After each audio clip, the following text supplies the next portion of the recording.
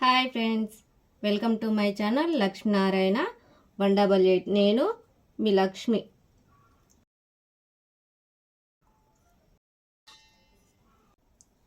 టమాటా బఠానీ కర్రీ ఎలా చేయాలో చూద్దామా? మరి ఆలస్యం ఎందుకు, రండి మరి వీడియోనైతే చివరి వరకు చూడండి. కొన్ని మెంతులు, జీలకర్ర, ఆవాలు, పచ్చిమిర్చి, ఉల్లిగడ్డలు మంచిగా గోలనివ్వాలి.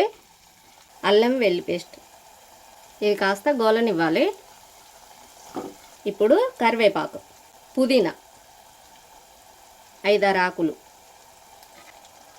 మంచి టేస్ట్ వస్తుంది, మంచి ఉంటుంది ఆరోగ్యానికి కూడా పుదీనా, మెంతులు కానీ పుదీనా కానీ.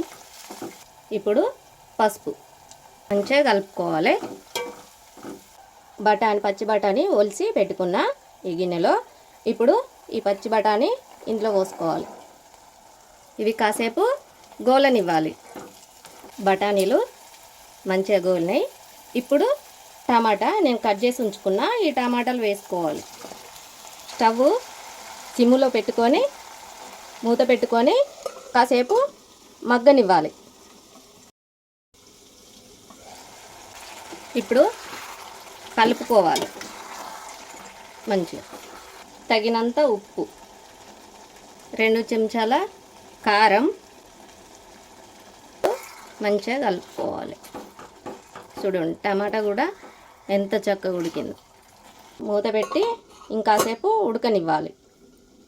ధనియా పౌడర్, కొంచెం జీరా పౌడర్, గరం మసాలా కొంచెం, ఎక్కువ వేసుకోవద్దు గరం మసాలా.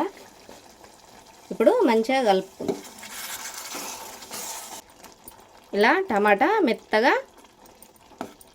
ఉడికేలాగా మెదుపుతూ ఉండాలి చెంచాతో. టమాటా మంచిగా ఉడుకుతుంది. ఇప్పుడు బఠానీ ఉడికిందా లేదా చూద్దాం. ఉడకలేదు, ఇంకాసేపు ఉడకాలి. బఠానీ ఉడకడానికి వాటర్ కొన్ని పోస్తున్నా. ఇప్పుడు కలిపి మూత పెట్టేసుకొని కాసేపు ఉడకనివ్వాలి.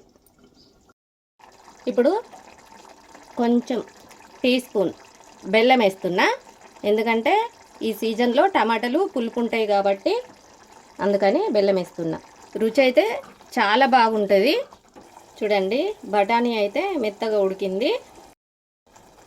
టమాటా బఠానీ కూరనైతే చాలా బాగా వచ్చింది. ఈ కూర అన్నంలోకైనా చపాతీకైనా చాలా బాగుంటుంది.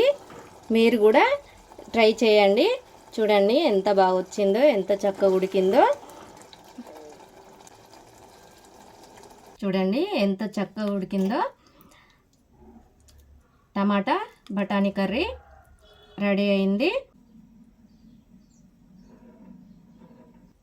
టమాటా బఠానీ కర్రీ సూపర్ ఉంది. చపాతీకి కూడా సూపర్ ఉంటుంది. ఇంకా